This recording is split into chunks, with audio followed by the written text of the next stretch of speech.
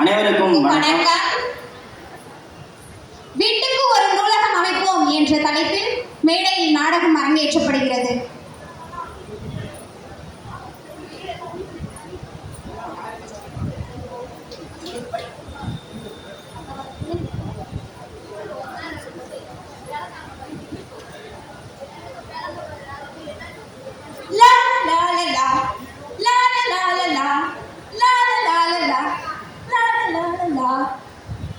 என்னடா இது, ஒரு திமே அலக்காரம்.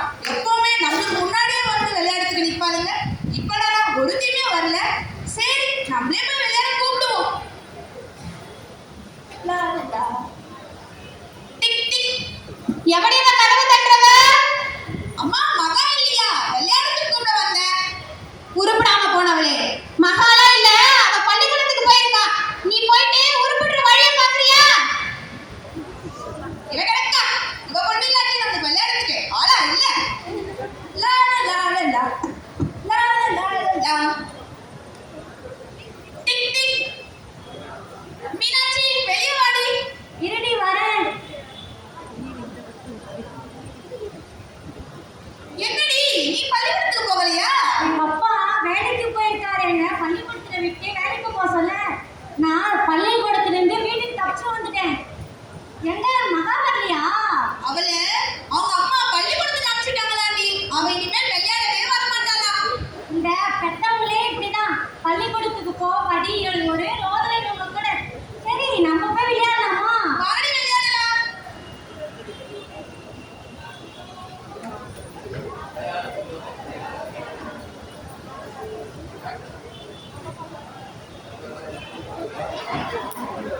ஏய் மீனாட்சி, என்னடா பண்ற நீ? விளையாட வந்தியா? அப்பா, விளையாட வந்தினா பள்ளிக்கூடத்துக்கு போலியா நீ? விளையாட போறவ நீ போப்பா. இப்போ வரியா இல்ல விறகு கட்டி எடுக்கடா? நான் வரலப்பா. விறகு கட்டி எடுக்கடா? பள்ளிக்கூடத்துக்கு போவா? போப்பா.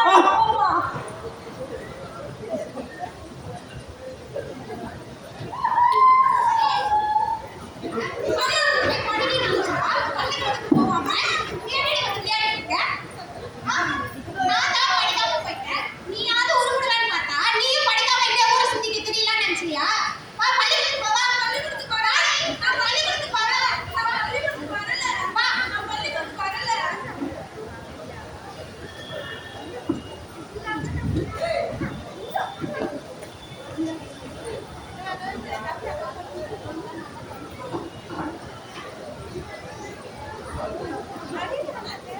நம்ம மகா யாரும் வரலையா? அவங்க ஃப்ரெண்ட்ஸ் யாரும்? எனக்கு தெரியாது சார். சரி சரி, இன்னைக்கு என்ன பாடம் பார்க்க போறோம்னா வீட்டிற்கு ஒரு நூலகம் அமைப்போம் அப்படின்றத பத்தி இன்னைக்கு ஒரு டாபிக் பார்க்கலாம். என்ன?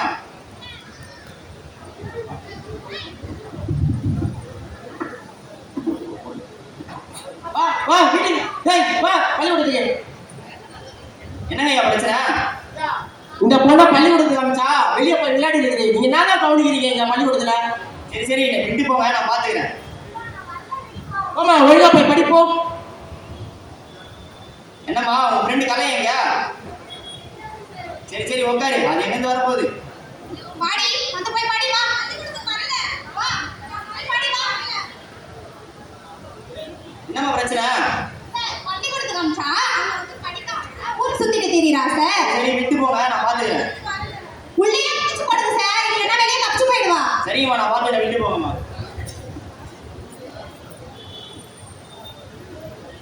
எப்பா பாரு விளையாட்டு விளையாடுங்க, இது எப்பவும் ஒழுங்கா படிக்காத. சரி, எத்தனை பாடம் வந்தாலும் சொல்லு பார்க்கலாம். தெரியாதுங்க ஐயா. உன்னை போய் கேட்ட பாரு, உட்காரு. மகா நீ ஏன்னு சொல்லுமா? பெண்கல்வி பத்தியும் வேலைகள் பத்தி நான் பார்த்தோம் ஐயா. கை தட்டுமா ரெண்டு பேரும். நீ எழுந்துருமா, எத்தனை பாடத்துல சொல்லு பார்க்கலாம். ஐயா, பெண்கல்வி பத்தியும் மூவேந்தர்கள் பத்தி நத்தனிங்க சார். இங்க இருக்கிற 50 பேர்ல அந்த பொண்ணு நீங்க 2 பேர் மட்டும் தான் ஒழுங்கா படிக்கிறீங்க. சரி உட்காருங்க. நீ தண்டம் நீ. சரி, வீட்டிற்கு ஒரு நூலகம் அமைவதை பற்றி உலக தலைவர்கள் மூலம் நம்ம வந்து வெளிக்கொண்டு வரலாம். ஃபர்ஸ்ட் வந்து காந்தி எல்லாருக்கும் தெரியும்ல. காந்தி என்ன சொல்லிருக்காரு பாத்தீங்கன்னா, 1 கோடி ரூபாய் கொடுத்தா என்ன பண்ணுவீங்க காந்தியை பாட்டு கேட்கிறாரு. அது காந்தி என்ன சொல்றாரு, நான் வந்து வீட்டிற்கு ஒரு நூலகம் அமைப்பேன் அப்படின்னு வந்து காந்தி வந்து சொல்றாரு. ரெண்டாவது தந்தை பெரியார் எல்லாருக்கும் தெரியும்ல. பெரியார் தந்தை என்ன சொல்றாருன்னா, பெண்களிடம் கரண்டியை பிடிங்கிவிட்டு புத்தகங்களை கொடுத்தால் அவங்க நல்லா வாசிப்பாங்க அப்படின்னு வந்து சொல்றாரு. நேரு எல்லாத்தையும் மாமா மாமான்னு சொல்லுவீங்களே, நேரு என்ன சொல்றாருன்னா, என்னை வந்து தனிமை தீவில் தள்ள விடப்பட்டால் என்ன செய்ய நேரு கேட்கிறாரு. அதுக்கு வந்து நேரு சொல்றாரு, புத்தகங்களோடு நான் மகிழ்ச்சியாக வாழ்ந்து விட்டு வருவேன்னு நேரு வந்து சொல்றாரு. ரெண்டாவது வந்து, என் கல்லறையில் மறக்காமல் எழுதுங்கள், இங்கே ஒரு புத்தக புழு உறங்கிக் கொண்டிருக்கிறது என்று அப்படின்னு வந்து பீட்டர் ரசல் அப்படின்றவர் வந்து சொல்றாரு. வேறு எந்த சுதந்திரமும் வேண்டாம், சிறையில் புத்தகம் வாசிக்க அனுமதி வேண்டும் என்று நெல்சன் மண்டேலா வந்து சொல்றாரு. லெனின் வந்து சொல்றாரு, புரட்சி பாதையில் கை துப்பாக்கிகளை விடைய பெரிய ஆயுதங்கள் புத்தகங்கள் என்று லெனின் வந்து சொல்றாரு. கடைசியா பிரான்சிஸ் பேக்கன் வந்து, சில புத்தகங்களை வாசிப்போம், சிலவற்றை அடிப்படையாக விழுங்குவோம், சில புத்தகங்களை மென்று ஜீரணிப்போம்னு லெனின் வந்து சொல்றாரு.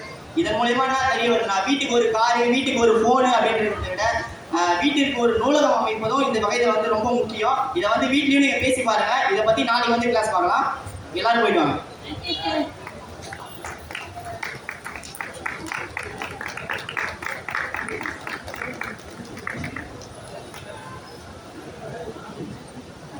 வீடா இது ஒரே குப்பை காடு மாதிரி கிடக்கு. ஊர்ல இருக்க குப்பை மொத்தமும் இந்த வீட்ல தான் இருக்கு.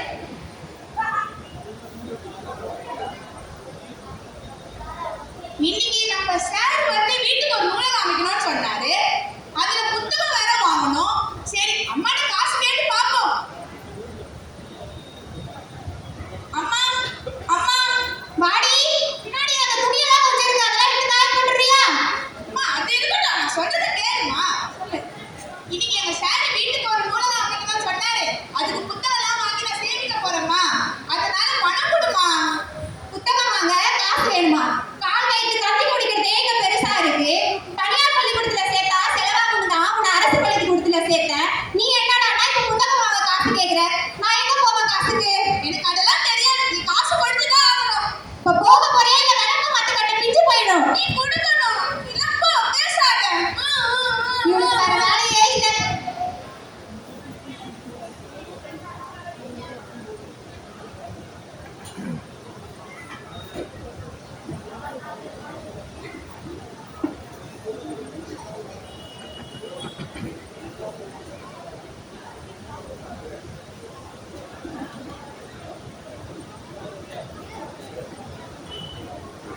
குட் மார்னிங் ஐயா. உட்காருங்கம்மா. எல்லாரும் சாப்பிட்டீங்களா? சாப்பிட்டோம் ஐயா. நம்ம பள்ளியில இப்போ ஒரு ஆண்டு விழா நடந்த போது அதுக்கு ஓவிய போட்டி, கட்டுரை போட்டி, பேச்சு போட்டி, விளையாட்டு போட்டி, அத்தனை போட்டி நடக்குது. அதுக்காக பரிசுகள் வந்து புத்தகங்கள்லாம் பரிசா தராங்க. உங்க அறிவாற்றலையும் வளர்த்துக்கலாம் இல்லையா? யாராவது விருப்பம் இருந்தா பேர் கொடுங்க. ஐயா எல்லா போட்டியிலும் ஏன் பேர் எழுதிக்கோங்க ஐயா. சரிம்மா, உன் பேர் என்னதுமா? கலை ஐயா.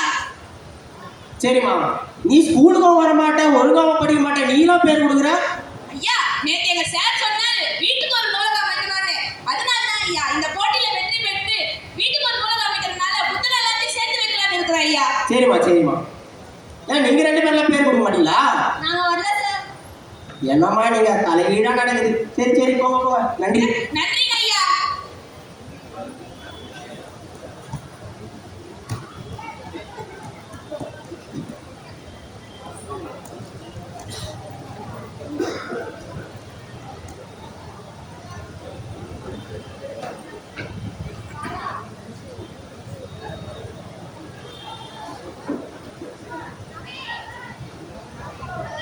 நான் கலை எப்பவுமே என்ன கொடுத்தேன்.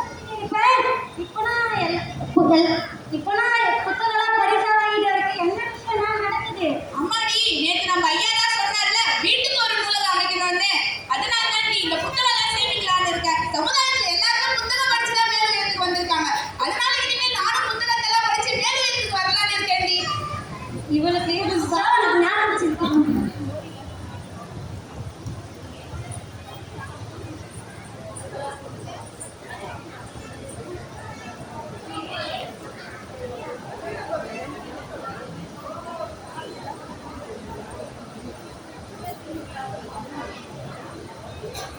இந்த விறகு கட்டையை தூக்கி கழுத்தெல்லாம் ரொம்ப வலிக்குது. என்ன பண்றது? நம்ம நிலைமை அப்படி இருக்கு. அழுவாத, அமைதியா இரு. அடியே மீனாட்சி, நம்ம ஊருக்கு புதுசா கலெக்டர் வந்திருக்காங்க மக்களை பார்க்கறதுக்கு. நம்ம ஊருக்கு கலெக்டர் வந்திருக்காங்களா? நம்ம ஊருக்கு தான். சரி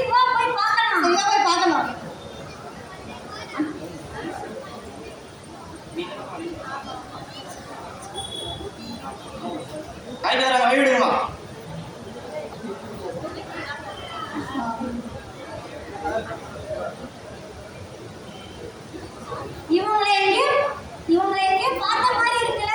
ஆமா எனக்கும் அப்படிதான் தோணுது. ஆ, நம்ம கூட படிச்சால இந்த வீட்டிற்கு ஒரு நூலகம் அமைக்கணும்னு சுத்திட்டு இருந்தால கலை. ஆமா அவளேதான். சரி போய் பேசலாமா? சரிவா போய் பேசலாம். இருங்க சார், அவங்களை எங்கேயோ பார்த்த மாதிரி இருக்கு, நான் பேசிட்டு வந்துடுறேன். நீங்க மகா மீனாட்சி தானே? ஆமா கலை. ஆமா கலை. நல்லா இருக்கீங்களா? நான் நல்லா இருக்கேன். நீங்க எப்படி இருக்கீங்க? எங்க ஏதோ இருக்கோம் கலை. அப்போ படிக்காம விட்டதுனால இப்போ ரொம்ப கஷ்டப்படுறேன். என்ன பண்றது, நம்ம நிலைமை அப்படி போயிடுச்சுல. கண்கிட்ட பிறகு சூரிய நமஸ்காரம் பண்ணி என்ன பிரயோஜனம்? காற்றுள்ள போதே தூற்றிக் கொள்ளணும். கல்வி கற்க வாய்ப்பு கிடைக்கும் போதே அதை பயன்படுத்திக்கணும்.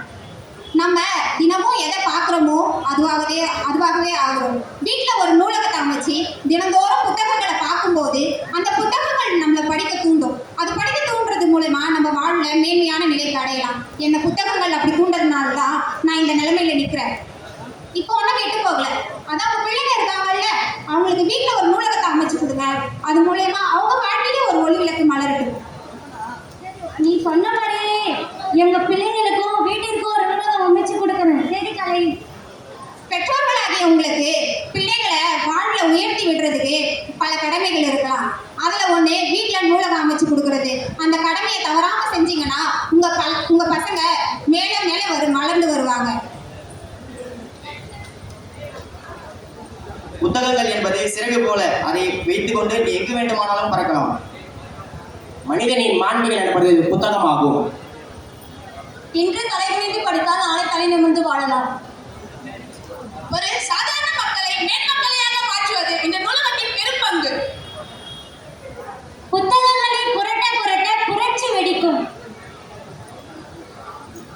வீட்டிற்கு ஒரு நூலகம் அமைப்போம், எதிர்காலத்தை வலிமையாக்குவோம்.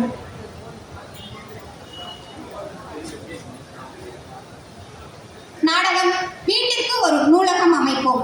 நடிகர்கள் இளங்கலை தமிழ் 3ஆம் ஆண்டு நவீன்ராஜ், கோகுல்ராஜ். முதுகலை தமிழ் 1ஆம் ஆண்டு மாணவர்கள்